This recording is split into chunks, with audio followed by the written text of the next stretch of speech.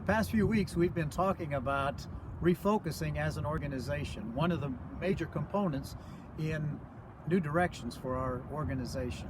We've talked about vision, we've talked about our mission statement and clarifying that so we know where we're headed and what we intend to do day by day. The next component that we want to look at is what I call rebranding.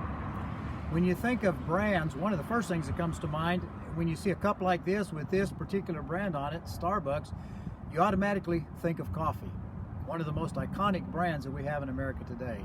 Some other brands that are very familiar is like the apple with a bite out of it. You don't think fruit, you actually think electronics, computers, iPhones. Another thing, the Golden Arches are a great symbol of where you can find good hamburgers and good fries. Our organization needs to have a public face. Why is that important? Because it tells the community and the people that you serve what you have to offer them. Every good brand is going to communicate three things.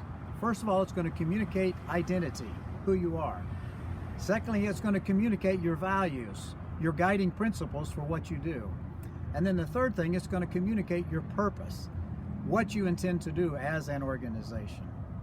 As the Alaska Baptist Convention, our identity is very clear. We are Alaskans.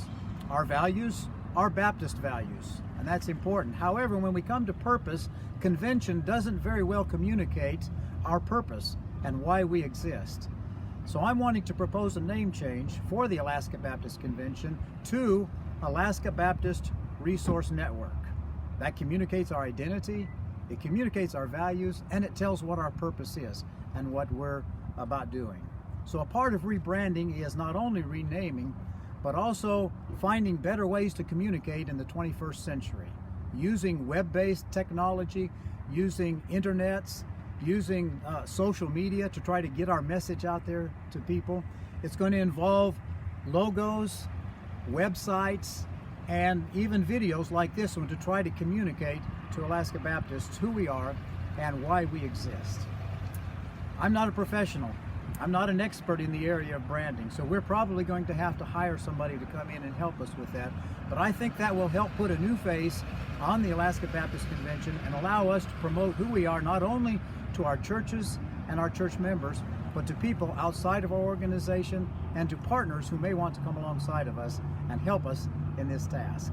So join me as we look to find ways to rebrand the Alaska Baptist Convention.